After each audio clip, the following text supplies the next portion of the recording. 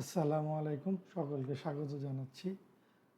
আজকে আমরা আমাদের সফটওয়্যারের নতুন একটি আপডেট নিয়ে কথা বলবো।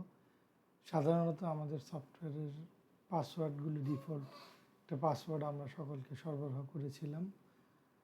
অনেকেই পাসওয়ার্ড চেঞ্জ করে নেননি, সেই জন্য আমরা একটা বাধ্যতামূলক পাসওয়ার্ড চেঞ্জ অপশন অ্যাড করেছি এখানে। এখন আপনি যদি আপনার ডিফল্ট পাসওয়ার্ড দিয়ে লগ ইন করতে চান, সেক্ষেত্রে ডিফল্ট পাসওয়ার্ড দিয়ে লগ ইন করতে পারবেন না। ডিফল্ট পাসওয়ার্ড দিয়ে লগ ইন করতে গেলে এমন একটা পপ আপ দেখাবে, password change required, you are required to change your default password before accessing the applications. তো আমরা পাসওয়ার্ড চেঞ্জ করার জন্য এই যে চেঞ্জ পাসওয়ার্ড অপশনে ক্লিক করব। চেঞ্জ পাসওয়ার্ড অপশনে ক্লিক করে আমরা কারেন্ট পাসওয়ার্ডটি দিব। এখন আমরা হলো একটা নিউ পাসওয়ার্ড দিব।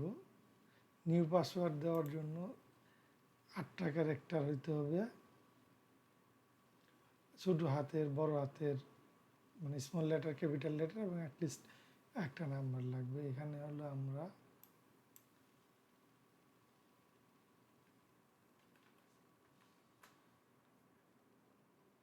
একটা পাসওয়ার্ড দিলাম।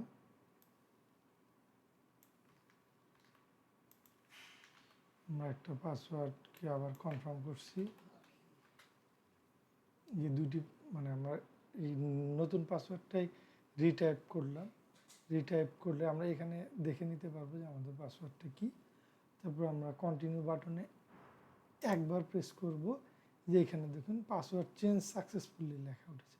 তো অনেকেই এই পপ আপটা খেয়াল না করে বারবার কন্টিনিউ বাটনে ক্লিক করে, ফলে যদি আরেকবার কন্টিনিউ বাটনে ক্লিক করা যায় সেক্ষেত্রে পাসওয়ার্ড চেঞ্জ ফেল্ড, অনেকেই এই অপশনটা ফেস করছেন।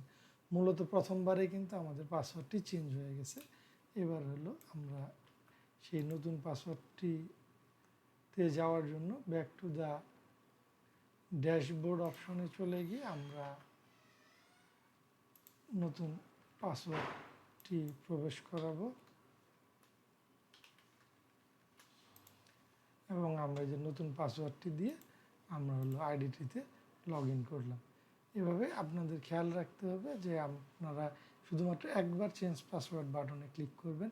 একের অধিকবার যদি চেঞ্জ পাসওয়ার্ড বাটনে ক্লিক করেন তাহলে কিন্তু আপনাদের, মানে আপনারা বিভ্রান্তিতে পড়বেন চেঞ্জ পাসওয়ার্ড ফেল লেখা দেখলে। সকলকে ধন্যবাদ। আসসালামু আলাইকুম।